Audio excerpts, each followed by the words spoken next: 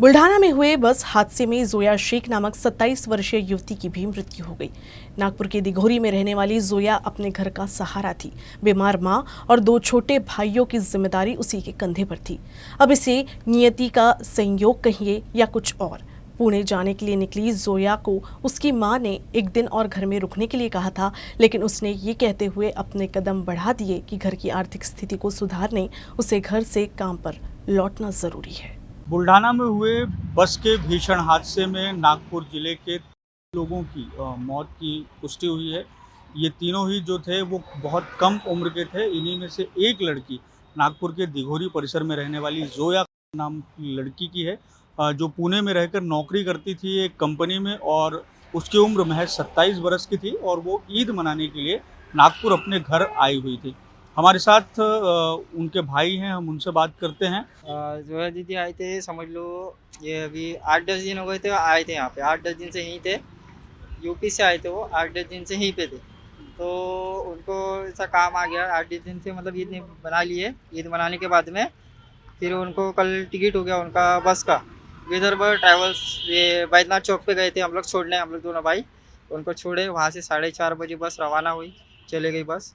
उसके बाद में हम लोग घर आ गए। उसके बाद में मतलब आज हमको पता लगा कि बड़े भाई का, एक बड़े भाई हमारे मजरी में रहते, तो उनको पता लगा। उनकी तरफ में कर्मचारी पहुँचे पूछताछ करने के, ये आपकी सिस्टर है क्या, ऐसा ऐसा हादसा हुआ है। तो उनके ज़रिए फिर वो यहाँ घर पे आए, हमको भी पता लगा कि ऐसा ऐसा हुआ है। और पता लगने के बाद में फिर आपके बड़े भाई जो हैं वो बुल्ढाना के लिए रवाना हुए हैं। आपकी अम्मी की तबीयत ख़राब है और ये भी सुनाई दिया कि कल जाने से पहले आपकी अम्मी ने उनको रोका था जोया को कि आप आज मत जाओ, कल चले जाना। हाँ, मम्मी ने रोका था उनको कि आज मत जाओ, अभी त्योहार व्योहार है, त्योहार निपटन, तो 1-2 दिन रुक जाओ, चले जाना, 1-2 दिन के बाद चले जाना। तो वो बोले अभी कैसा है, घर की परेशानी बहुत है, तो मम्मी अम्मी जाना पड़ेगा बोले, तो वो चले गए। और आप लोगों की बड़ी बहन थी वो, और एकमात्र वही कमाने वाली थी। और क्या काम क्या करती थी पुणे में वो? मैनेजमेंट का काम था, इवेंट मैनेजमेंट का काम करते थे। अब क्या करते थे वो नहीं पता हमको, लेकिन इवेंट मैनेजमेंट का काम करते थे। और जो भी चलता था उनके भरोसे भी चलता था, उनके घर पे चलता था घर। हम लोग क्या है, हम लोग भी कमाते थे, 200-300 रुपये कमाते थे, 4 दिन बैठते थे। हमारा काम उतना ये नहीं था, बस जो भी था ना सिस्टर के भरोसे भी चलता था। जो भी चलता था, जो भी पूरी जिम्मेदारी थी हमारे बहन की जिम्मेदारी थी।